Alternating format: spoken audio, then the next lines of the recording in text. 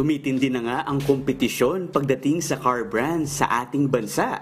Tulad lang ng ating Manibela featured crossovers na European-inspired ang interior design principles nito. Ang update po sa CS35 2021 model to 2023 model is this one po. Itong front positioning headlamps with the Obsidian Rock-inspired grille. Bukod sa looks ng Chang'an CS35, kamusta naman kaya ang performance nito on the road?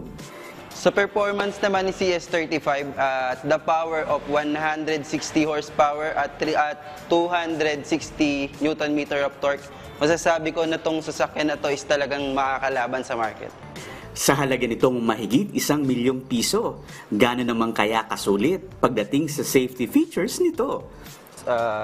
Equipped din siya ng 6 airbags sa safety features, at the same time adaptive cruise control siya.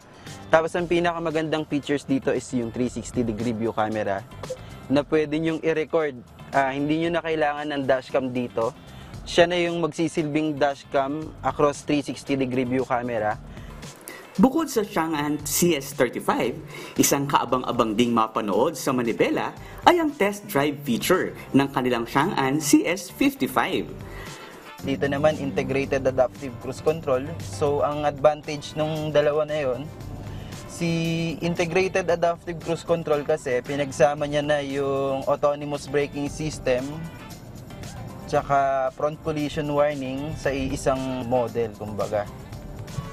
Tapos, pinakamaganda, bukod sa 360-degree view camera is yung voice command. Narito na kaya ang hinahanap ninyong advanced features sa isang sasakyan? Panoorin ang full episode ngayong linggo ng umaga sa Manibela. Brian Evangelista, UNTV News and Rescue, Diyos ang aming sandigan, serbisyo publiko ang aming pinahalagahan.